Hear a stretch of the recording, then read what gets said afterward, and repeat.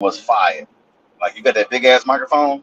Listen, the DJI wireless microphone, Oh yeah. straight Hey, at Roland. yo. What is up, everybody? Hello, Keenan. There we go. Okay. Howdy. Should I even say howdy, y'all? Howdy.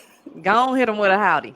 Howdy, and good evening, and welcome to our town hall hosted by the Texas A&M Black Former Student Network. For those of you guys that are tuning in, there is a link posted so that you can chat and engage with us. We're doing a town hall format tonight with our very, very esteemed and special guests. I have the honor and opportunity to moderate the conversation for you guys tonight. What our format is going to be is there have been questions that have been pre-submitted that I have that we will address, but you'll also have the opportunity to submit your questions. We're going to open by introducing and hearing for our guest. My name is Erica Davis Rouse. I am the president-elect of the Black Former Student Network and also the founder and chair of the Aggie Impact Gala. I am a Texas A&M graduate, 1995, and believe it or not, but I am a graduate from the journalism department at Texas A&M. And so although that is not my official capacity with you guys tonight, it is a department that is truly near and dear to my heart. So let me get us started by telling you who we have the special privilege of having with us tonight. Let me start off by introducing Tashara Parker. She is an award-winning anchor and reporter at WFAA News 8 in Dallas. If you are in Dallas, you know her. She covers traffic, breaking news, inspirational stories. She is featured as one of WFAA's preeminent voices. The Daybreak anchor brings experience, vibrancy, and authenticity, capturing the attention of viewers in an engaging and informative way, all the while creating loyalty and social impact. She's a treasure to her station. She's coined as a community-focused storyteller. Tashara is the go-to source for highlighting organizations and individuals who have historically been underrepresented and even misrepresented in mainstream media. As a dedicated visionary and one of Dallas's most influential voices, Tashara utilizes her platform to volunteer hundreds of hours to many organizations, including Boys and Girls Club of America and her beloved sorority, Delta Sigma Theta Sorority Incorporated. In October of 2020, Tashara sparked a global conversation. This is true. I was there. I saw it happen. Following backlash she received for a natural bun hairstyle she wore on air. Praised by viewers, her response achieved virality, igniting a national discussion surrounding natural hair discrimination and organically evolving into the launch of her Bun Ministry, a movement that's a rapidly budding space to celebrate, educate, and empower individuals on the journey and love for all things natural hair. In the spirit of innovation, her acclaimed original series, Rooted, for the ABC network affiliate WFAA, was met with rave reviews for tenaciously tackling the taboo topic of Black hair, professionalism within the workplace. Now, that's another conversation we need to have. In amplifying this message, Tashara was quickly catapulted as one of the many universal thought leaders tapped for commentary and dialogue on this ever-evolving subject. With a truly dedicated following, she has raving fans, both on and off the air. The journalist is described by viewers as someone who truly cares about people and about her community, recently earning her the honor of Best Broadcast Journalist by the Dallas Weekly. With this powerful mantra lighting her path, Tashara continues to carve her slate within the industry as not only a journalist, but also a social innovator, bringing both DFW and the best in community storytelling to the forefront. Thank you so much, Tashara Parker, for being with us tonight. And I know it's past your bedtime, so we're not going to, I'm like church, we're not going to hold you long. We're going to get in and get out. And to help us do that, we also have Roland S. Martin. Okay, this is long, but I need to tell you all these things because over the course of his career, he has interviewed multiple U.S. presidents, top athletes, entertainers in Hollywood.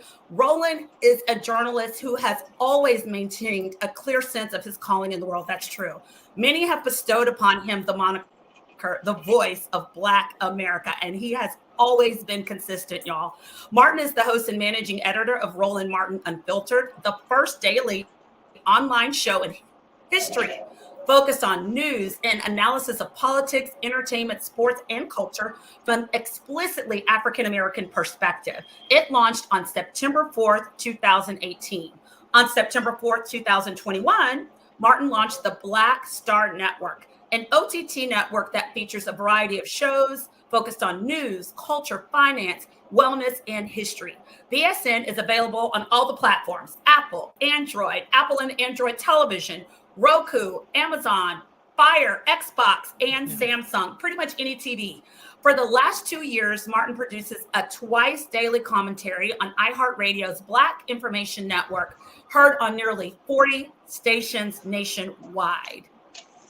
Martin is the author of 4 books. His latest is White Fear: How the Browning of America is Making White Folks Lose Their Minds. That sounds like a title to one of his books.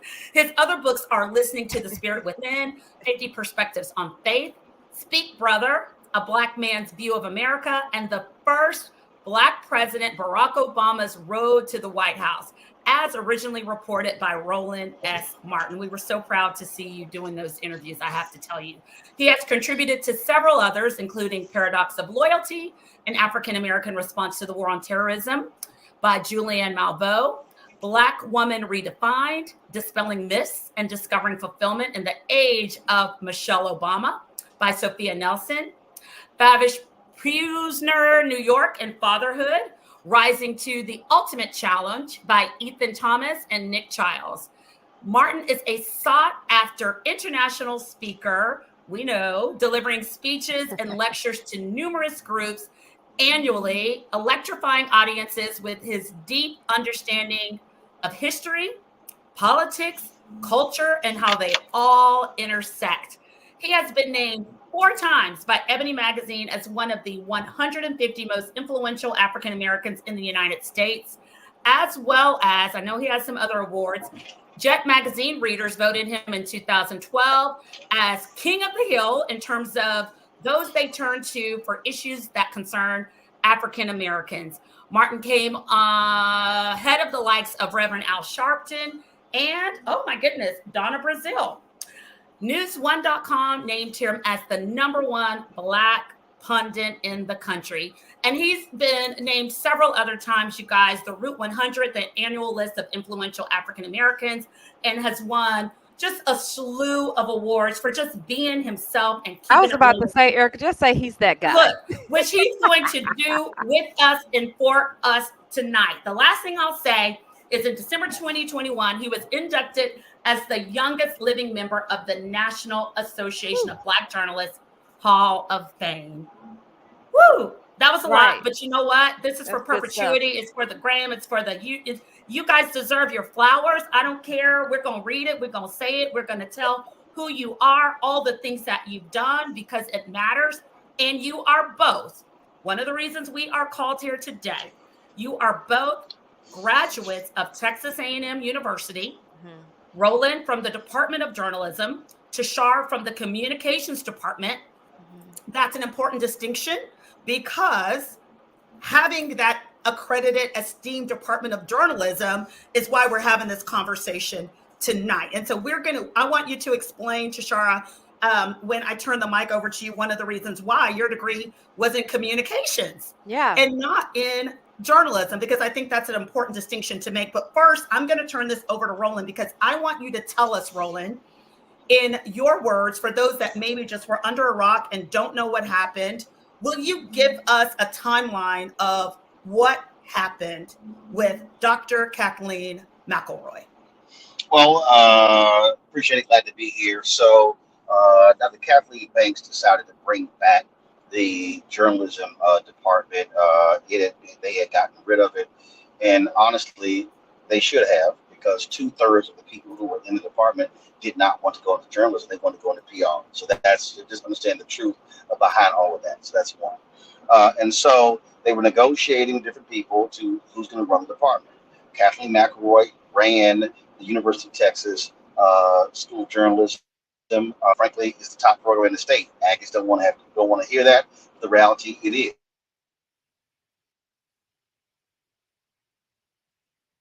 Look at your is A&M. Even when we had a journalism department, wasn't even in the top 10 in the state. That's just a fact. Okay, and so it was about getting a 5-year contract, 10-year, and all of a sudden, when President Banks signed off on it, Chancellor John Sharp signed off on it. All of a sudden, when it goes to the Board of Regents, all of a sudden there's a problem. Then this right-wing website writes this story claiming she was this radical, focused on race, diversity, and this rudder group, they all get involved. And so what ends up happening, they go from agreeing her to a deal, having a big signing ceremony, like she was a 5-star athlete and she was a 5-star recruit, to all of a sudden going from that offer to an offer of no tenure, and then knocking this thing down to it was grossly insulting for somebody with a distinguished career, worked with the New York Times, who's also a graduate of Texas A&M. And so once the Texas Tribune reported on this story, this thing has gone national. And I was one of the folks who was highly critical of it.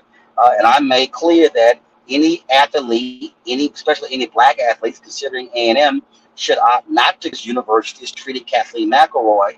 So what this says to me, these white conservative Aggies who are upset with Kathleen and her career, they love DEI on Saturday afternoons. They love DEI on the basketball court. They love DEI on the track team. But all of a sudden, they got a problem when you talk about diversity, equity, inclusion. And what it says to me, the Texas A&M Journalism Ring of Honor, who was in the NABJ Hall of Fame, who was in the SPJ Hall of Fame, who has got 4 NAACP Image Awards, that if you have a problem with a Kathleen McElroy coming back to teach and helm a program at A&M to build it up, then you would reject my resume. And let me be real clear, the most prominent journalism graduate before I got to A&M was country singer Lyle Lovett. And I said then, you can't have a top journalism graduate and your greatest one is a country singer. You want journalism folk to represent your university and your field. And what it says is that at A&M, with these critics, want Tashara to come back to teach students. They wouldn't welcome me to come back. And if you wouldn't welcome us to come back, who do you think you're going to lean on to come back to teach the next generation? And that's how we got to this point. And so they're trying to figure out what's next. And the bottom line is the NAACP has weighed in. Black legislators have weighed in. Just lost the interim dean of the College of Liberal Arts, and who was supportive of her as well. And so this is an absolute debacle that has embarrassed Texas A&M, that's embarrassed black former students. But I can also tell you it has galvanized folks. I've gotten calls from black former students who are athletes. I've gotten calls from parents whose kids are considering A&M, who now are reconsidering because of this shameful action by university leaders. Thank you, Roland. Tashara, when you became aware of what was happening as someone, because the point that Roland is making, and I know that he's traveling right now, we're so grateful that he was able to join us, but if you really didn't hear clearly what he said, basically he's saying, if you are a person who is working as a journalist, and if you are an esteemed journalist, meaning you've been awarded by peers in your industry, you've been awarded by journalism organizations that are reputable and esteemed, if you're not welcome there to rebuild a program that lost its accreditation, as it should have, because we were not producing the type of graduates that were working in the field of journalism like we should, then what are we doing? And if it's only because of what it's now seeming like the color of that person's skin, what is it that we're really looking for and what do we want? Because we know engineers from A&M, we know physicians from A&M. It was funny because I was talking to someone today, I was today years old, a Black Aggie. And I said, yes, Roland we're using his platform to have this conversation. Roland Martin went to A&M. Oh, wow. Yes, he did. So, Tashara, what was brought up for you when you started hearing about what was happening? Yeah, initially, first of all, thank you for having me, and always a pleasure to be in conversation. Not this type of conversation, but happy to be a part of it for sure. When I first heard about this, it was actually a tweet from another former Aggie.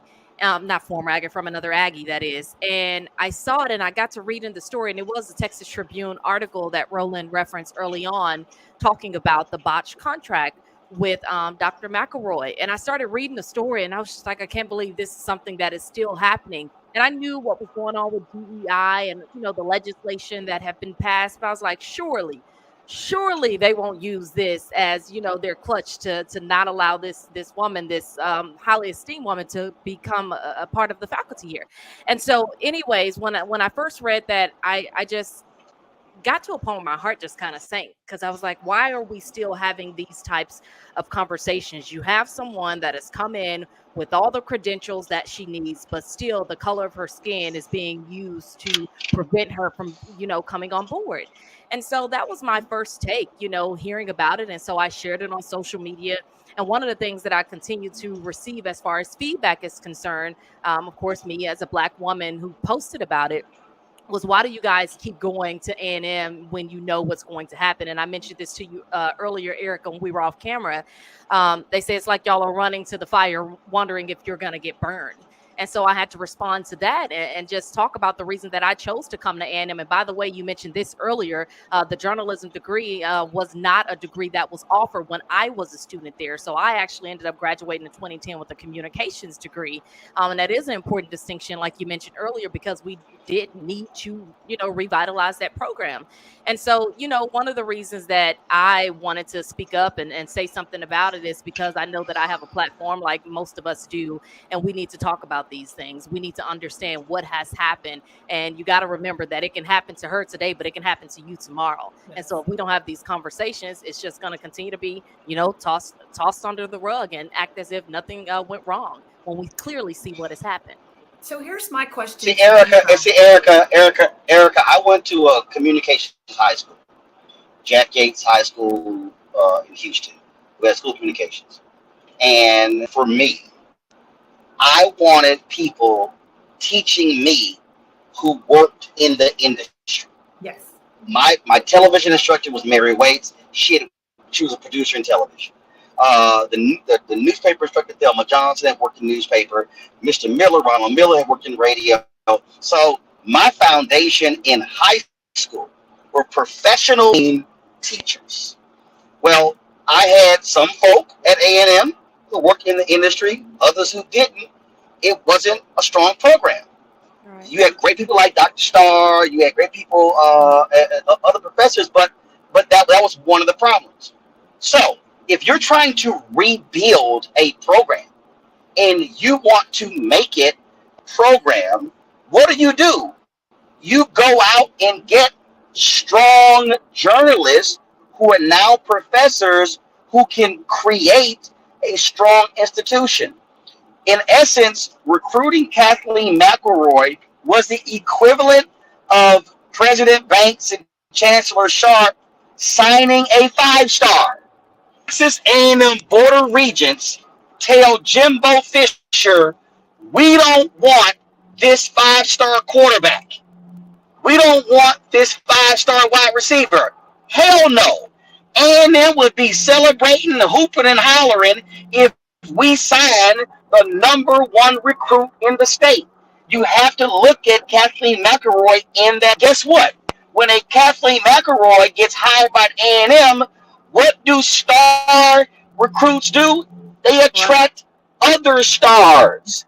And so what the Board of Regents here did, and what the leadership by frankly accepting this crap from the Board of Regents and this President Banks and Chancellor Sharp, what they have now say to other great folk, don't come to A&M because we don't want talented people. We don't want 5 stars. We want substandard folks who are going to be approved by a group of political ideologues who know nothing about journalism, who can't even spell who, what, where, when, how, or why, and then to get talented staff, talented faculty, which means you're not going to get talented students. That is what they have created by this debacle. Tashara, do you have anything to add to that? No, I agree. I second everything that Roland just mentioned. You know, I just think it creates this atmosphere where you get mediocre folks applying to this program and trying to be a part of it. How are you going to revitalize something when you don't have the best in the game? So I second everything that he mentioned, and we have to understand the precedent that this is setting when you're not allowing those faculty decisions to be made by the folks who should be making those decisions directly, not all that outside influence. I think that is really the point, right, Roland? That who is actually making the decisions, and even more importantly, for those of us that are already Black Aggies, we are already Black Aggies. If people stopped sending their kids to A&M today, tomorrow, we will still always be Aggies, right? Some of that we embrace, some of that we maybe distance ourselves from, but it's not, we can't go back and have revisionist history. So what is our role? What do we do? You guys have big platforms. Roland, I know you were calling for the boycott of athletes. Yeah. So let me also put this in context for all of these Simple Simon Aggies who they've been on my timeline whining, complaining. Well, I'm gonna use 5-star again. I was voted by the faculty at my high school as the best student in my school. I chose to go to A&M, not because of the journalism department. My brother was already there, but because financially it was easier on my parents. They have 3 kids in school. All 3 of us went to A&M to be in one place. I could easily go to Missouri, Syracuse, all the top schools, but I chose to go to A&M. Has benefited from my success in the field when I'm wearing the Aggie pin on the air, when I was on CNN, and I'm wearing the Texas A&M lapel pin, when I'm on NBC and CBS and all the networks. And it's great to see an Aggie up there. So they benefited from me being a top journalism student in high school coming to A&M. I didn't come there to a great program. And again, that's just, I had some great professors there, but it wasn't a great program. So they benefited from that. So what they're now saying is, so all of this great success, 6 honorary degrees, 4 Image Awards, 400, 200, 300 awards, 3 Halls of Fame, all this sort of stuff, all that stuff is meaningless because some ideologues got a problem because I may have talked about and focused on race, diversity, and being honest about what's happening. And so what they don't understand is, so why is my book called, this is in the back of my book. I literally predicted this. My book is called White Fear, How the Browning of America is Making White Folks Lose Their Minds. Not all white people, but these are people who are so hell-bent and they want to holler merit, merit, merit, but they ain't got to say nothing about legacy. And so what they don't understand is we've already seen the net effect. One professor tweeted that a person in another department, I forgot which department, decided to decline the job because of what happened to Kathleen McElroy.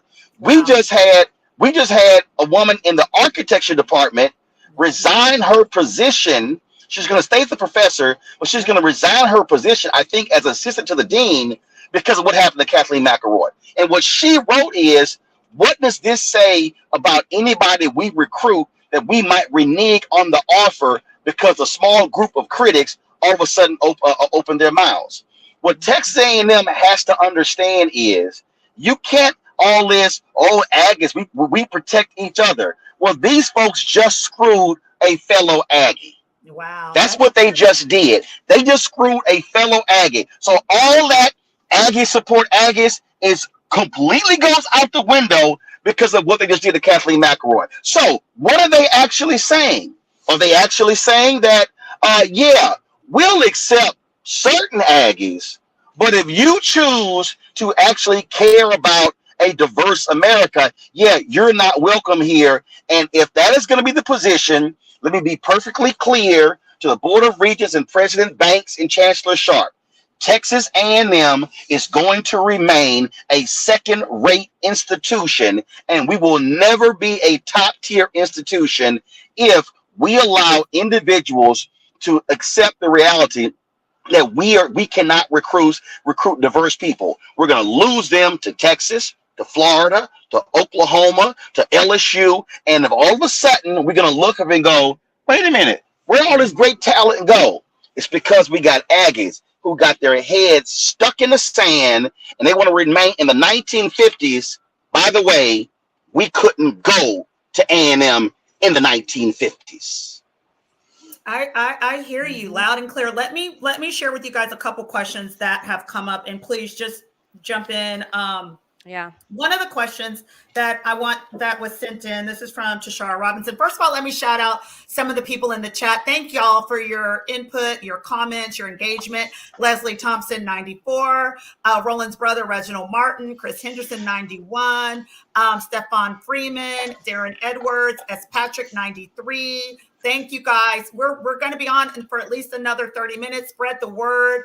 Get more of your alumni, your classmates to join the conversation. So Tashara and or Roland, I know this isn't necessarily our area of expertise, but I know you both have worked in this field. This question says, what is the difference between affirmative action and DEI? Either one of you want to tackle that? I'll let Roland. Tashara, go ahead. You got it. Look, okay, so here's the deal. Let's just be perfectly clear. I'm going to take affirmative action first.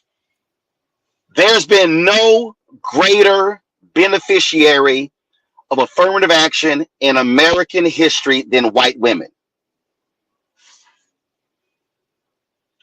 All you Aggies, there's been no greater beneficiary of affirmative action than white women.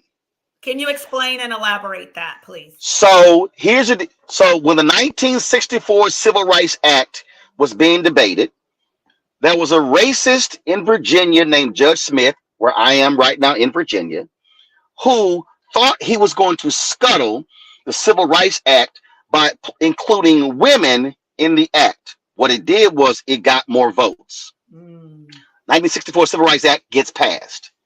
What then happens? President Lyndon Baines Johnson gives a speech at Howard University where he talks about the need to take affirmative action in order to remedy past discrimination.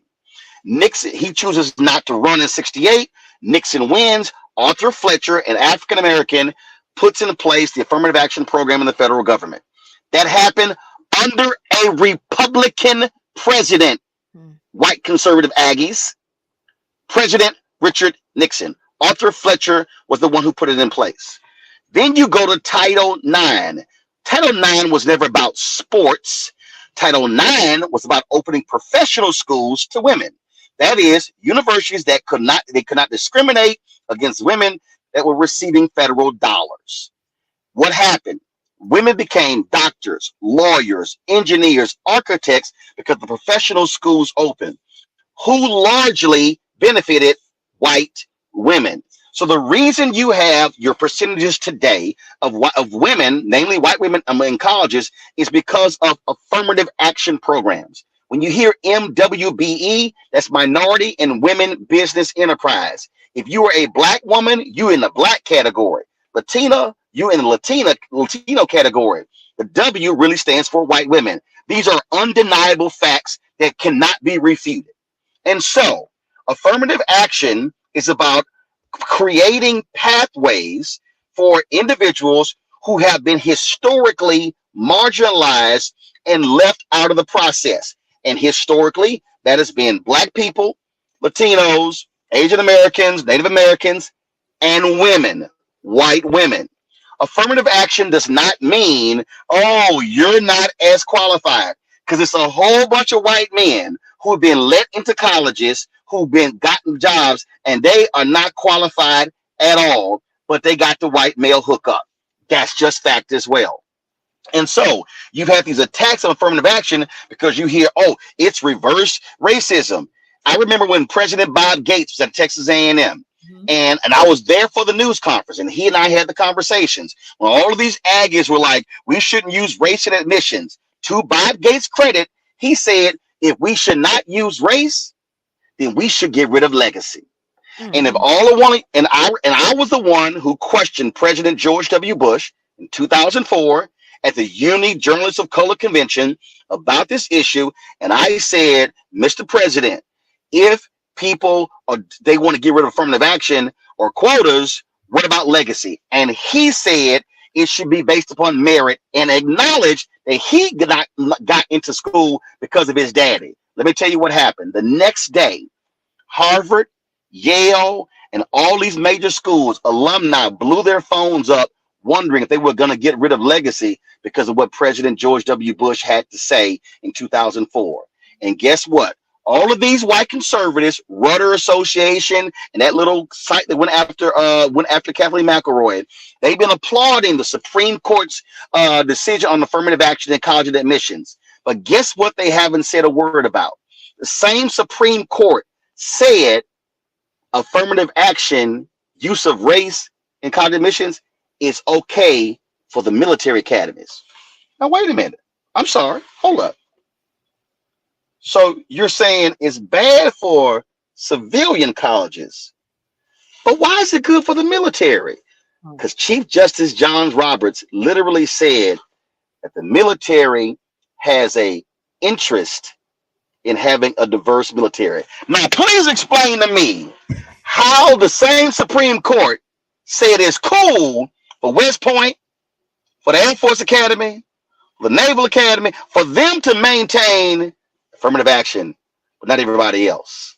And that's where we are. And the same, and I'm being very specific when I say white conservatives who are complaining of folks at A&M. Have you heard any of them say legacy should be abolished in all schools? They have not. And who is the greatest beneficiary of legacy? White Americans. Why?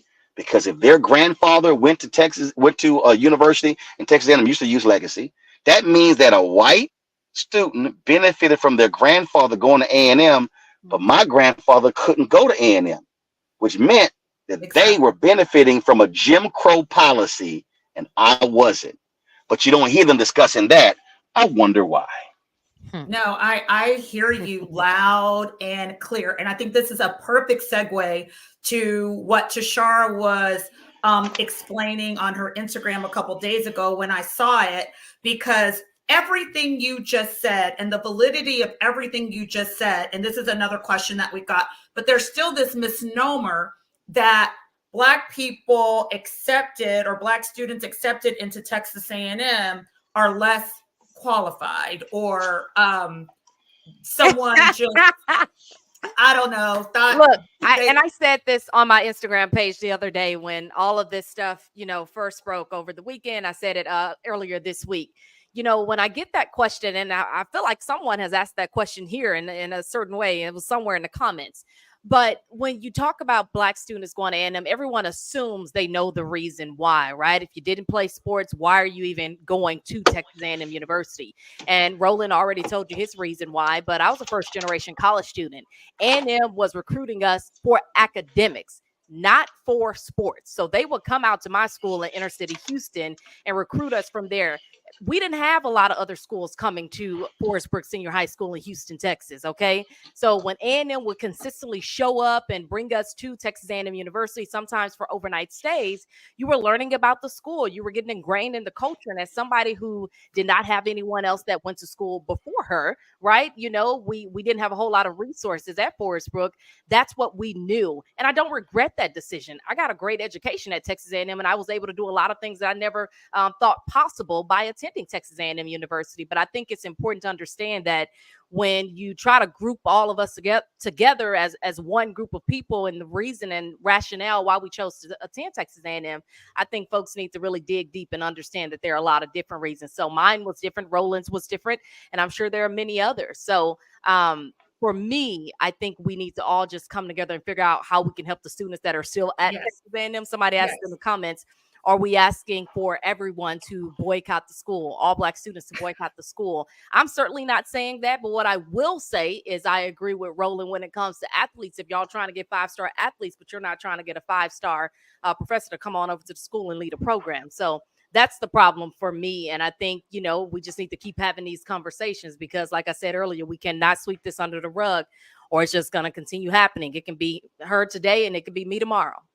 That is so poignant because I've gotten a lot of questions about the gala. Are we still going to have the gala? Are we still going to do the gala? And for those that don't know, I want to kind of give the background of why we even decided to do a gala. We had been going to A&M and begging and asking for more scholarship funds since they did away with the Presidential Achievement Award that many of us in the 90s got as funds to attend A&M, combined with those individual recruitment efforts that Tashara talked about, that Roland talked about. I went to a white high school. I had my heart set on going to a Black college, going to HBCU. I was recruited with a scholarship to Spelman. I was recruited with a scholarship to Xavier. Texas A&M, believe it or not, many of you in the comments will believe it, was really the only school that sent someone to talk to me, to meet with me. And I was top 10, but 10%, not top 10, like 1, 2, 3, 4, 5, 6, 7, 8, 9, 10. So for a student like me who wasn't an athlete, I really felt that personal touch. Plus, with it being in Texas, back then it was far enough away to be far enough. It's gotten a little closer with the freeways these days. And with the cost, I actually was able to go to A&M and graduate without a student loan with my scholarship and with what my parents paid. And they wanted me to come there. They acted at the time that they wanted me to come there. So it wasn't a really difficult decision, even though I did have my heart set on going to an HBCU just because of the environment that I had been raised in up to that point. But when I got there, and Roland, I will tell you this, as a person who was pursuing a degree in journalism, and I probably told you this before, you're right about the staff. Yes, there was Dr. Starr, but you know who I got a lot of my mentorship and my guidance from, Roland? From you. Not from the faculty necessarily at A&M. Roland was the one that told me, you need to join NABJ. Oh, you need to apply for this. And I don't know if it was you, Roland, or someone you told to do it, but someone put my name in the hat to host Ray Bowen and Friends, the television show that was aired live with the president of the university that was hosted by me, a little Black girl at Texas A&M. But that wasn't happening by A&M. It was happening by people that were there, that were advocating, but those people kind of looked like me, right? So for me, going and trying to figure out and begging A&M and meeting with all these different stakeholders to get that scholarship reinstated, we were batting our heads against the wall. So myself, along with some other Black former students, who said, you know what, quit asking them. We'll raise our own money. We'll give our own scholarship. And that's what we've been doing. Right. No, we haven't raised the amount of money that was given out with the PAA, but we're getting there, y'all. And so the question that I've been asked a lot is, what about the gala? Okay, we still have Black students at A&M. We still got to support them. We still have Black faculty at A&M. We still got to support them. We still have Black staff. So we can't abandon them. But here's a question that I want to pose to you guys that really made me think. This is from Broderick Lowe II. My name is Broderick Lowe II. I'm class of 26, and I'm a business honors and supply chain management student from Dallas, Texas. This upcoming year, I'm the president of the Multicultural Association of Business Students, MABS. The Senate Bill 17, which bans the Office of Diversity, you guys, which is closing on September the 1st. So if you didn't know that, A&M has not wasted time in their interpretation of this state bill. So we'll come back to that. Which bans the Office of Diversity and Inclusion at Mays Business School. It doesn't actually ban the office, but that's A&M's interpretation, but we'll get back to that. Will leave my organization without the faculty support it has had since its inception. In what ways can Black former students and the Black Former Student Network help DEI organizations like Multicultural Association of Business Students prosper, even with the legislative barriers enacted to limit our impact on campus? And chat, please also feel free to chime in on some of these questions. Hey, real quick, I just want to clarify. Yeah. Are we for sure that the organization won't have any faculty support? Again, I know that there's a interpretation factor there of what this bill could mean for certain groups, but have we clarified that yet? I think the assumption by this student is that their support must fall under the Office of Diversity and Inclusion. And with the closure of that office, where will their actual support come from is what I'm believing that he's saying, but we'll do our best to, Broderick, we'll do our best to address your question as best we can. Here's the problem. Here's the problem. Because of what Greg Abbott is doing in Texas and Dan Patrick, because of what Ron DeSantis is doing in Florida, people are scared to death because their deal, any mention of race, any sort of focus, everybody is skittish. And administrators are skittish because, oh my goodness, is this going to run afoul of the law? That's how ridiculous the law is, okay? And so that's the problem that we are now facing and dealing with because of how Republicans have acted just stupidly when it comes to this whole issue of diversity, equity, inclusion. And they're also lying. They're lying. 35 former military leaders filed an amicus brief with the Supreme Court stating how important diversity, equity, inclusion has been in diversifying the armed forces. 35 leaders. And then when Ron DeSantis was just on Jake Tapper's show saying, oh, it's failed in corporate America, another flat out lie. The fact of the matter is, it has been affirmative action for all of its problems, has been the most successful path in terms of trying to provide opportunities for a diverse area of people. Now, I'm about to mess some Aggies up. Tashara and Erica, y'all may not know this. Kyrie Irving, were y'all aware that Kyrie Irving, it came down to 2 schools that he was considering to go to college? He went to Duke. He went to Duke. Do you know what the other one was? Texas A&M. Texas A&M. Mark Turgeon was the head basketball coach. Guess who Coach Turgeon called? Listen to me clearly. All you white conservative Aggies. Guess who Texas A&M basketball coach Mark Turgeon called to try to persuade Kyrie Irving to come to Texas A&M? Me. Kyrie wanted to major in communications. Oh, he put Mark Turgeon put me on the speakerphone with Kyrie and his daddy. Kyrie's daddy played basketball with a brother named Gary D. Howard. Who is Gary D. Howard? He was one up in the NABJ Hall of Fame, and he was the first African American sports editor of a major newspaper. So when they called me, Kyrie and his daddy knew who I was because of Time Joyner Morning Show, TV One, and CNN.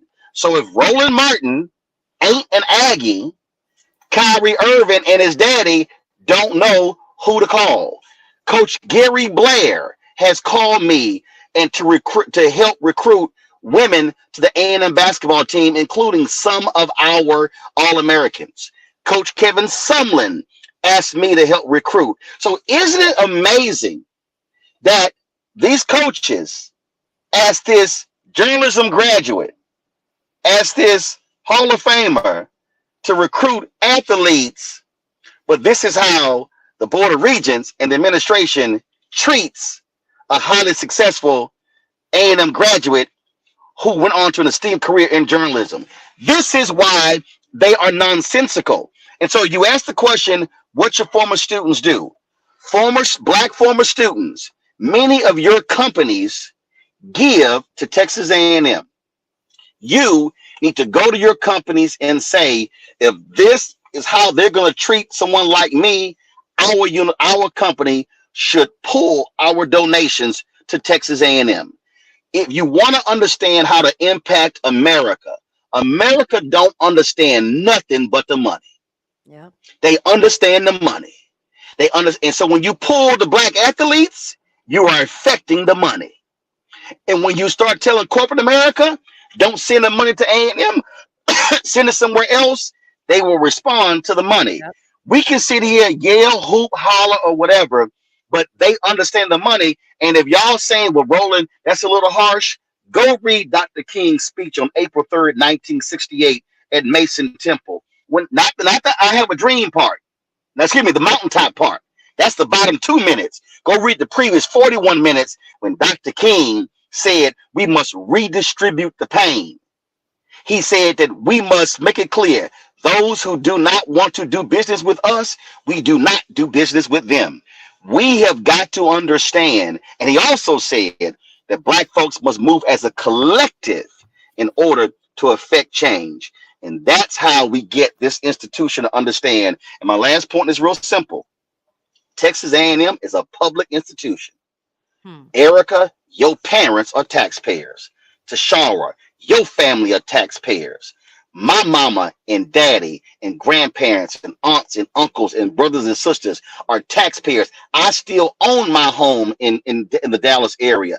I'm a taxpayer. So Texas A&M is our damn school, and we have a right to fight to be there because we paying for it.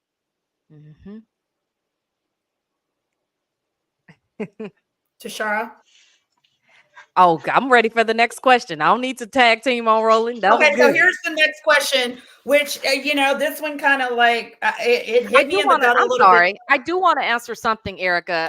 A lot of folks are saying in the comments, how can we continue to support the students? And I don't know if we directly answered that, but I do want to say that whatever we can do, and Roland's brother Reginald was in the comments earlier as well, saying that we need to make sure that we continue to give our dollars to scholarships, whether it's AIG, the Black Former Students Network, to make sure that we're continuing to support those organizations that are supporting the people that look like us. Because we mentioned this early on, there are still a lot of students at Texas A&M, still a lot of faculty at A&M that look like us. And the last thing that I want them to deal with is feeling like we've forgotten about them. So that's one of the points that I want to emphasize when it comes to scholarship dollars, or when it comes to dollars and how we're putting that money back into schools.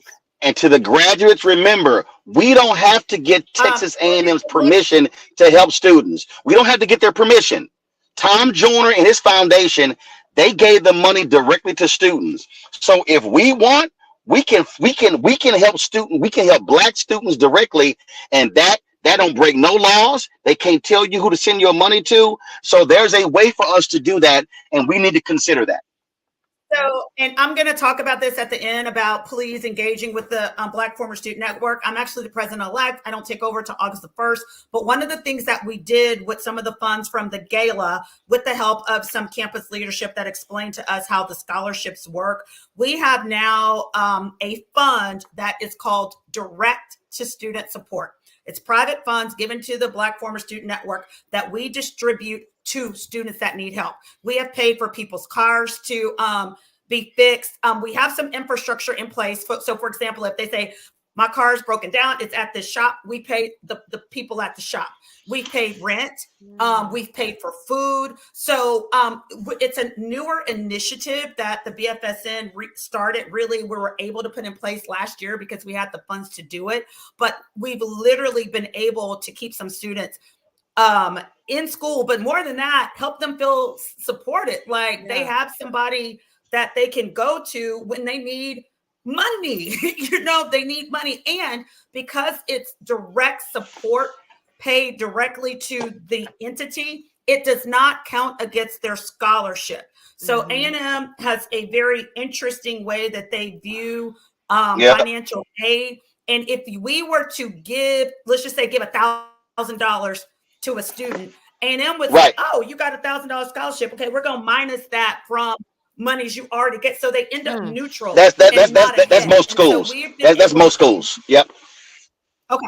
Yep. So we've been able to put some infrastructure in place to help students that have immediate needs with things that can sidetrack them through money that's come from all of you that we can pay to the source that they need the monies paid to.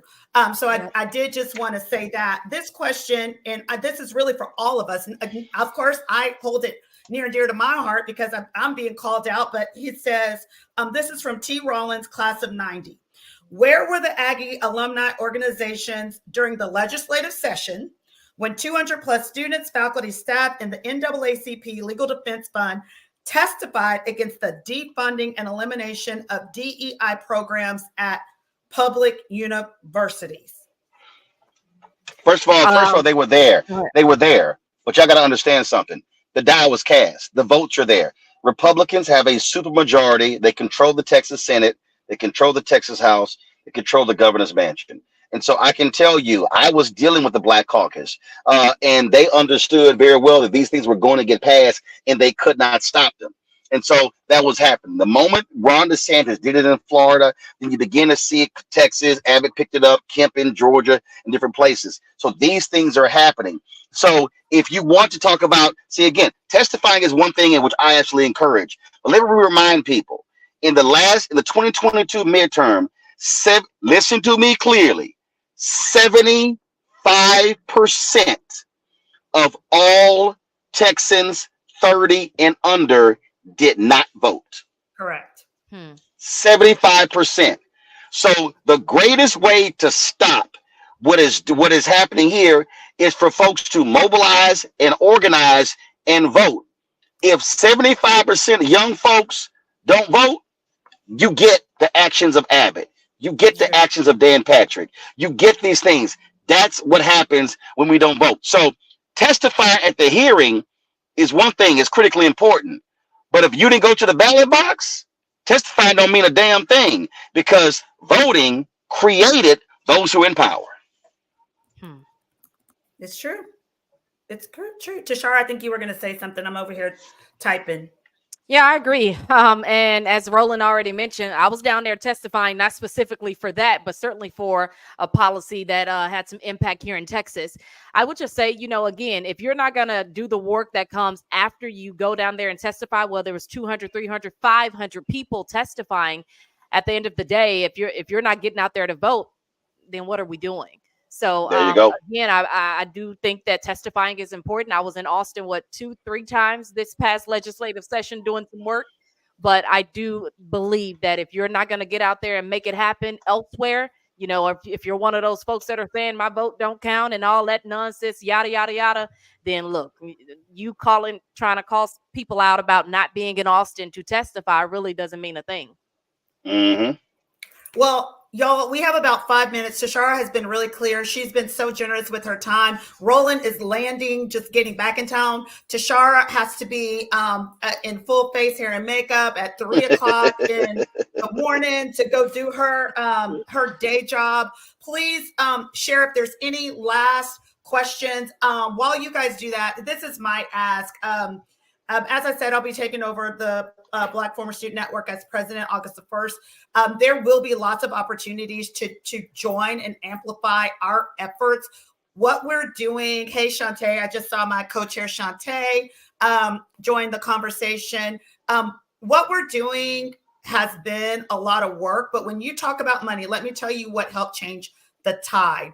When we started that endowment, I think I saw Coffee and some of the others that were involved in this effort the first year, Pamela Benson Owens. This is what the foundation said to us, and this is what I'm starting to see now. When we went to the table to have conversations, they said, oh, you know what? We're very interested in you guys, because guess what? If you think about the time that Black students started coming to A&M, you're not at your maximum wealth yet. So for most of us, the ages that we are now you may be a trust fund baby, whatever, praise God for that. But for the rest of us, we are just now getting probably to prime philanthropic years, or where we're starting to have more money to give, or where we're starting to have thoughts about what we're going to do with our estate planning and all of that.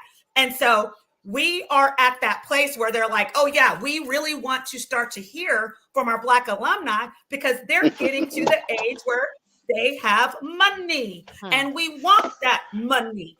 And so the more money that we're able to raise and allocate, and for those of you guys that don't know, the scholarship that is endowed through the foundation, we only put 2 parameters on that scholarship. The student has to be Black and they have to have a 2.5. That's it. No other hoops to jump, no cartwheels to turn. They need to be a Black student and they need to have a 2.5. We made it as basic because when it's private funds, you can set your own criteria. So that's I dropped it to 2.0, but go ahead. So that's the criteria that we set, and we were able to do that because the money was raised from all of you guys. I see LaChanti Solari, Angela Chapman, Jacqueline Miles, lots of you guys were donors and really helped us get their attention because without giving them that first $100,000, they didn't care to talk to us. It was that first $100,000 that started the conversation and started them going, oh yeah, let's do the math.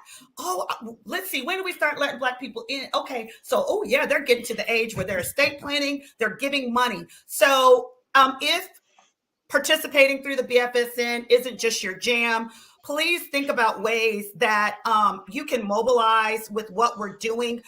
We are really turning, I think, a corner for visibility and the voice that we really haven't had in the past. And most of it is because of the donations that you guys have given and the money that we've been able to set aside to say we're serious. The Hispanic Network has raised goo gobs of dollars. And I got a statistic today, so please forgive me to my real journalists on the call. I haven't fact checked it yet, but it said that A&M is actually not technically a PWI anymore because with the Hispanic population and the other plus the Black population, they're only at 49% actually white. I'm not sure. We need to fact check that.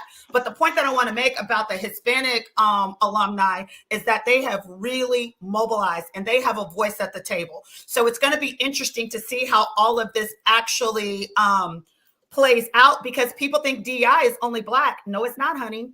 DEI is not just Black. In fact, it's not just race. It's ableism and disabilities and gender. And there's so many things that are wrapped up in DEI. People just automatically think when they hear DEI. And let me just go, Tashara, you go ahead. I said what I wanted to say. People automatically think Black. All right, so I wasn't going to say this point, but you mentioned the disabled, and again, anybody disabled, thank Black people, because the 1996 American with Disabilities Act that is based upon a provision of the 1964 Civil Rights Act. Yes, so when Black folks fought for the Civil Rights Act, that benefited women with Title IX and benefited disabled. And so understand what our fight has always been about. It has not always benefited just us. It's benefited everybody else. And if you gay and you are thankful for same-sex marriage, thank Black people, because that was based upon the 14th Amendment, the Equal Protection Clause. Those are historical facts. So let me say this here. I'm glad you mentioned the money. I have more than $1 million in assets. Because of this, Texas A&M will not getting a dime of my money. They need to show me that they are serious about supporting us. My company has a $30 million valuation. I'm sure there's some like conservative Aggies who are going, oh, we've got billionaires. We've got multimillionaires. We don't care about your money. That's fine. But when I created I gave $25,000 and created a scholarship fund in my high school. I could have easily done that at Texas A&M, but I refused to do so because of issues like this here.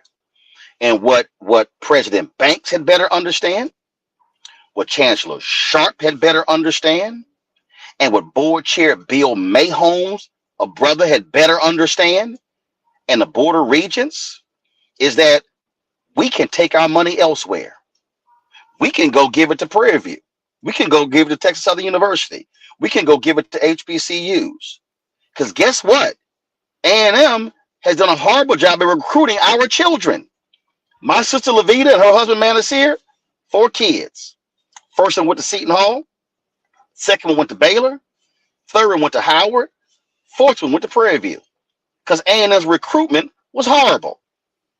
And so what they need to understand is you're not going to create second and third generation Black Aggies if this is how you treat a Kathleen McElroy.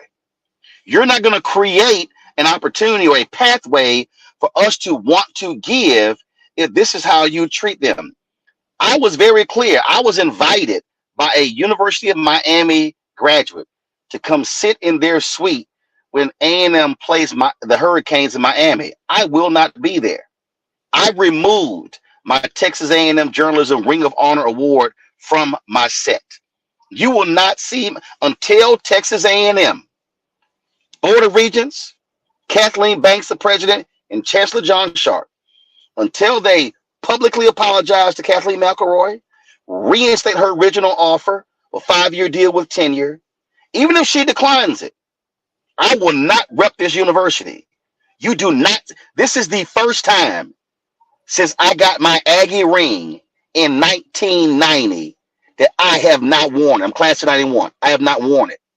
I'm not playing, because what you're not going to do is use me as a prop and then abuse me or folk who look like me when it suits your purpose.